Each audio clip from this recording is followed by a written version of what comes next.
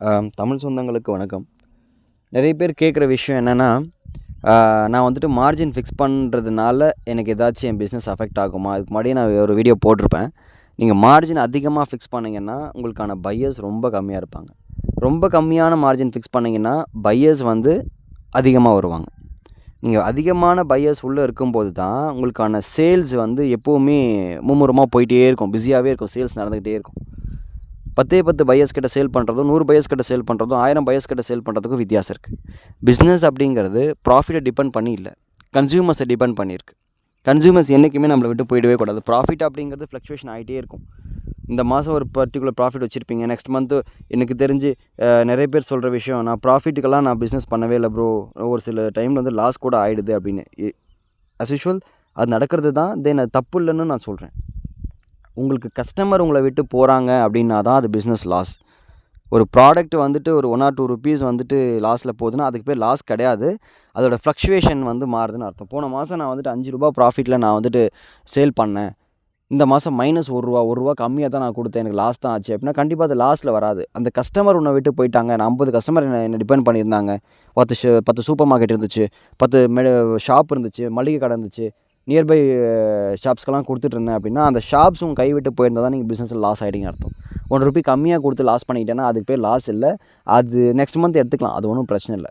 So நீங்கள் மார்க்கெட்டில் நீங்கள் வந்து ஒரு ப்ரைஸ் ஃபிக்ஸ் பண்ணுறதுக்கு ஃபஸ்ட்டு ரீசன் என்ன அப்படின்னா, கஸ்டமரை அட்ராக்ட் பண்ணுறது தான் உங்களோட மோட்டிவாக இருக்கணும்.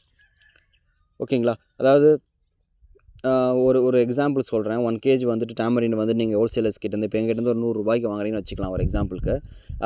₹100 நீங்கள் வாங்கின புளியை நீங்கள் வந்துட்டு ஒரு ₹110 வச்சு கொடுக்குறீங்க. ஓகேங்களா? 110ன்னு வச்சு கொடுக்குறாங்க. உங்கள் ஊரில் எல்லாருமே அந்த ப்ரைஸ் தான் சேல் பண்ணிகிட்ருக்காங்க. பட் நீங்கள் ஒரு ₹107 ஒரு ₹108 வச்சு ஒரு 7% மார்ஜினை வச்சு இல்லை 6% மார்ஜினை வச்சு கொடுக்குறீங்க அப்படின்னா அவங்கக்கிட்ட வாங்கிட்டு இருக்கிற பையர்ஸு உங்கள் பக்கம் வர ஆரம்பிச்சிருவாங்க. இப்போது நீங்கள் 10 பையர்ஸ் வச்சுருந்தீங்கன்னா உங்கள்கிட்ட இப்போ 50 பையர்ஸ் இருக்கும். 10 பையர்ஸ் கிட்ட 10% நீங்கள் ப்ராஃபிட் வச்சு சம்பாதிக்கிறத 50 பையர்ஸ் கிட்ட நீங்கள் வெறும் 5% வெறும் 3% வச்சு நீங்கள் சம்பாதிச்சிட்டு போயிடலாம். அப்போ வெறும் 10 பையர்ஸ் சம்பாதிச்சு நீங்கள் இப்போ 50 பையர்ஸ் சம்பாதிச்சிருப்பீங்க. இதுதான் க்ரோத். நீங்கள் 10 பையர்ஸ் கிட்ட 20% ப்ராஃபிட் வச்சு சம்பாதிக்கிறது பேர் க்ரோத் இல்லை. அந்த 20% நீங்கள் வைக்கிறீங்க அப்படின்னா அடுத்த மாதம் அந்த 10 பையர்ஸும் இல்லாமல் போயிடுவாங்க. ஸோ ஃபர்ஸ்ட் நீங்கள் ஃபோக்கஸ் பண்ண வேண்டியது பிஸ்னஸை பொறுத்த வரைக்கும் பையர்ஸை அட்ராக்ட் பண்ணுங்கள். உங்கள் ப்ராடக்ட்டை அதாவது நீங்கள் கம்மியான ப்ராஃபிட்டில் வச்சு சேல் பண்ணி பையர்ஸை உள்ளே கொண்டுட்டு வந்துடுங்க. பையர்ஸ் உங்களை ட்ரஸ்ட் பண்ணணும், உங்கள் ப்ராடக்ட்டை ட்ரஸ்ட் பண்ணணும், உங்கள் ப்ராடக்ட்டோட குவாலிட்டி அவங்கள போய் சேரணும். அதுக்கு ஃபஸ்ட்டு அவங்க வாங்கணும். அவங்க வாங்கணுன்னா மற்ற பையர்ஸோட கம்பேர் பண்ணுறச்சு, மற்ற செல்லர்ஸோட கம்பேர் பண்ணுறச்சு உங்களோட ப்ராடக்ட் வந்துட்டு கம்மியான ப்ரைஸ்க்கு இருக்கணும். அப்போ தான் அவங்க வாங்கி ட்ரை பண்ணுவாங்க.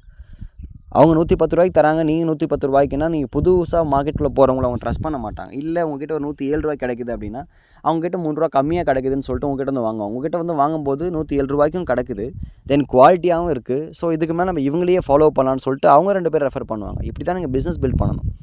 எடுத்த உடனே நான் ₹50,000 நான் இன்வெஸ்ட் பண்ணேன், நான் மினிமம் அடுத்த மாதமே நான் ₹60,000 எடுத்தணும்னா இட்ஸ் நாட் பாசிபிள். அப்படி இருந்தது அப்படின்னா நீங்கள் 2-3 மந்த்ஸ்க்கு மேலே சர்வை பண்ண முடியாது, சஸ்டெயின் பண்ணுறது ரொம்ப கஷ்டம். ஸோ ஃபர்ஸ்ட் ஒன், கஸ்டமர்ஸை அட்ராக்ட் பண்ணுங்கள். கஸ்டமர்ஸை உள்ளே கொண்டு வாங்க, ஒரு கம்மியான ப்ரைஸுக்கு கொடுங்க. கண்டிப்பாக கஸ்டமர்ஸ் வந்ததுக்கப்புறம் உங்கள் ப்ராடக்ட்டு தானாகவே அது தானே உயர்த்திக்கும், குவாலிட்டி அதை உயர்த்திக்கும். ஸோ ஃபர்ஸ்ட் நீங்கள் ஃபோக்கஸ் பண்ணிட்டு ப்ரைஸில் கிடையாது, கஸ்டமர்ஸில். ஸோ நீங்கள் வந்துட்டு ஒரு பிஸ்னஸ் ஆரம்பிக்கிறேன், நான் வந்து ஒரு புளி பிஸ்னஸ் ஆரம்பிக்கணும், புளியோட தேவை இருக்குது, நான் பண்ணணும்னு நினைக்கிறவங்க நீங்கள் தாராளமாக டிஸ்கிரிப்ஷனில் இருக்க நம்பருக்கு காண்டாக்ட் பண்ணுங்கள். கண்டிப்பாக நான் கைட் பண்ணுறேன். Thank you so much.